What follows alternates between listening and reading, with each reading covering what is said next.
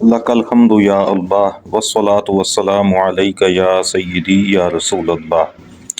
मोहतरम सामीन, सबक नंबर 13, 14 और 15 में आपने तफ़ख़ीम और तरक़ीक़ के उसूल और ज़वाबित सीखे हैं।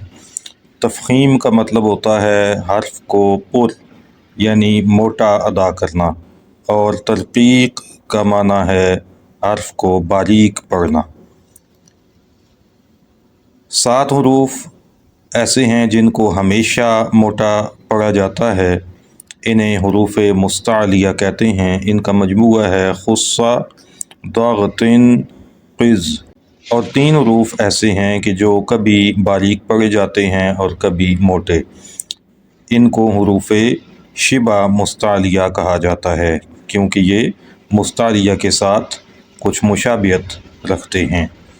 इन 3 में से अलिफ और लाम सबक नंबर 13 में आपने सीख लिए। इस वक्त हम अलिफ की थोड़ी सी प्रैक्टिस करेंगे ताकि इसको अदा करना सब के लिए वाज़े हो जाए, आसान हो जाए। अलिफ के बारे में आपको ये बताया गया कि जब इससे पहले हरूफ मुस्तालिया में से कोई हर्फ आ जाए तो ये मोटा पढ़ा जाएगा। हरूफ मुस्तालिया ख़ुद चूँकि मोटे पढ़े जाते हैं तो उनके बाद आने वाला अलिफ भी मोटा अदा किया जाएगा। इसके अलावा अलिफ जहाँ भी होगा तो वो बारीक होगा। रा भी चूँकि बाज़ जगह पे मोटा पढ़ा जाता है तो इसके बाद आने वाला अलिफ भी मोटा ही अदा किया जाता है। अब इसकी कुछ मिसालें हैं, उनको ज़रा देख लीजिए।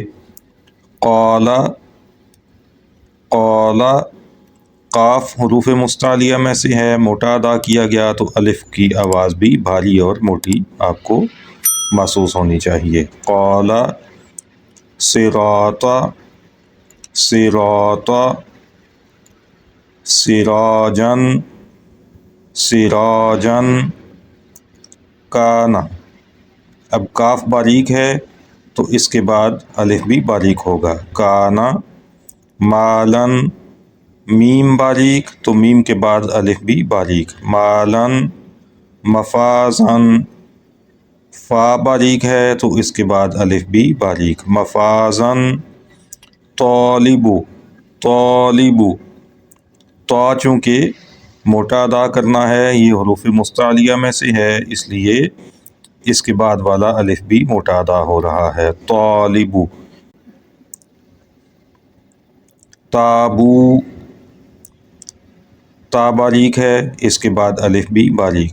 ताबू। खालिदन, खा हरूफ मुस्तालिया में से है, मोटा अदा हुआ तो अलिफ की आवाज़ भी भारी हो गई। खालिदन।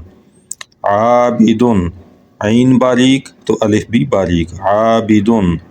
गासिकिन, गैन मोटा अदा हुआ क्योंकि ये हरूफ मुस्तालिया में से है, तो अलिफ भी इसके साथ मोटा अदा किया जाएगा। गासिकिन।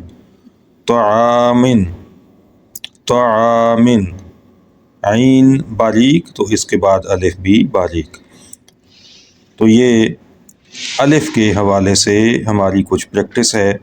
अब आपने होमवर्क के तौर पे करना ये है कि आज कुरान मजीद में से आपने 10 ऐसे अल्फाज तलाश करने हैं जिनमें अलिफ आए और उससे पहले हरफ पर ज़बर हो और उससे फिर ये फ़ैसला हो कि ये अलिफ बारीक होगा या मोटा।